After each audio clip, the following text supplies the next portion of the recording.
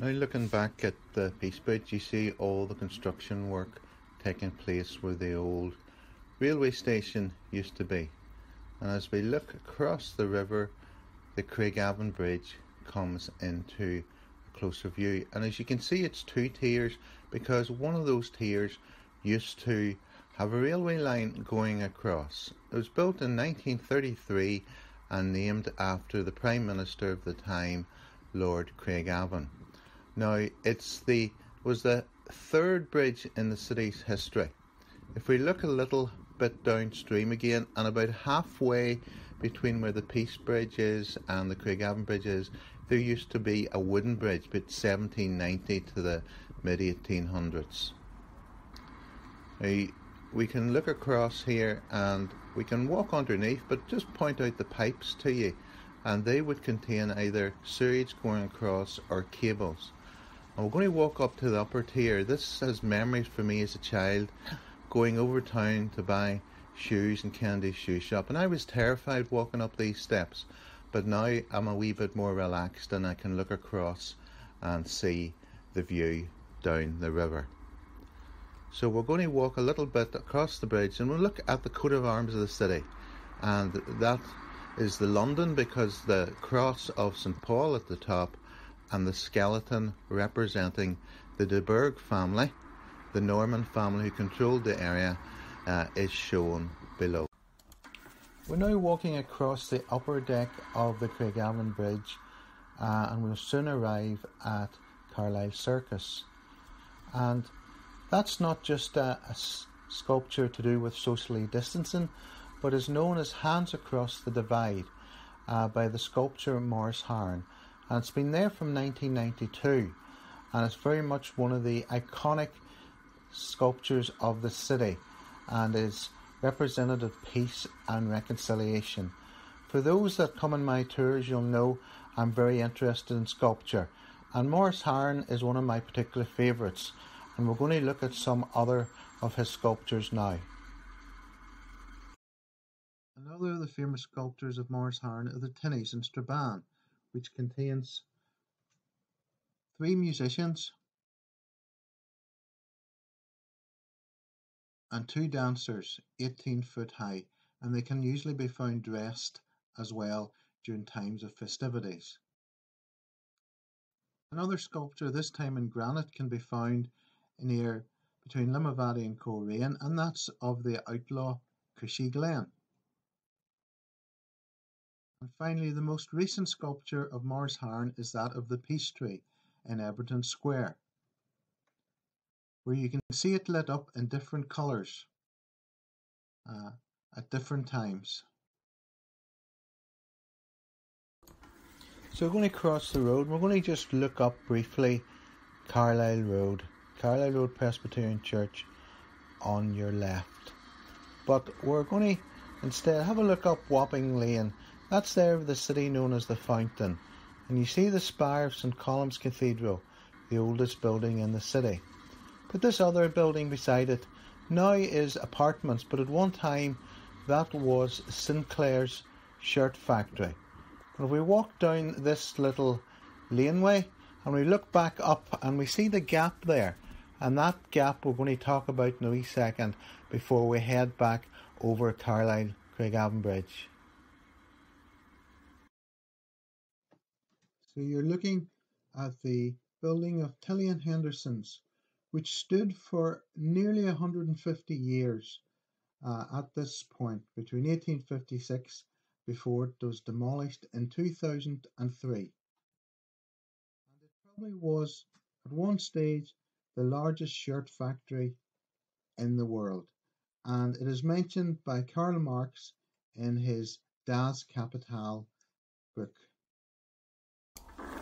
We're still at Craigavon Bridge, and we're going to quickly look down the foil and spot a building to our right, and that is now the disused Foyle Valley Railway Museum, which between 1990 and 2002 was a museum. And here we can see some of the tracks of the Derry to Donegal Railway that used to run there too. And as we go underneath the Craigavon Bridge and we look across the two spires that we will see. The one on the left is All Saints Cluny, and on the right, Waterside Presbyterian Church. And we'll soon be arriving there. But quickly look and see the train leaving the modern day Waterside railway station. And this building you might think is just a home for gyms, but that was a distillery, Watts Distillery, between the 1830s and 1925. And you might wonder how that got its name, Distillery Bray, and that explains it.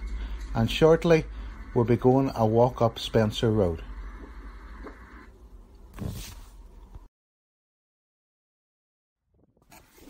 We'll cross Spencer Road and we're now looking up Chapel Road and just looking at one of the new murals to do with the local Age Concern Centre just across the road. And looking at St Columb Church, one of the three churches in the city named after St Columb. And shortly we'll see one of the statues in the church grounds. So we're going to walk back down Chapel Road and you see some of the spires of other churches in front of you. And the first church we will see, or place of worship, is actually a Sikh temple. And beside that, that's Waterside Presbyterian Church. And we're going to make our way along Cluny Terrace. And there's Cluny Hall Methodist Church, which was built maybe about 10 years ago or more. And beside that is the Church of Ireland and All Saints Cluny Parish Church. But just want to draw your attention to something just beside it, and it's a cannon. And you might think, what's so special with this cannon? But this is actually a trophy cannon that came from the Crimean War after it was over, to show the great victory of the British against the Russians, and is the only cannon in the waterside area of the city.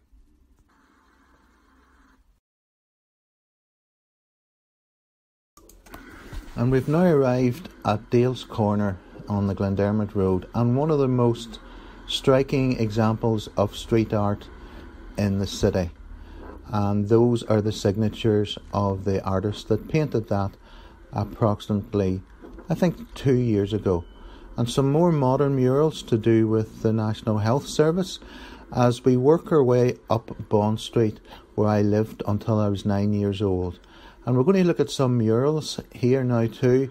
Obviously the traditional closing of the gates, and also that of a deceased loyalist paramilitary leader.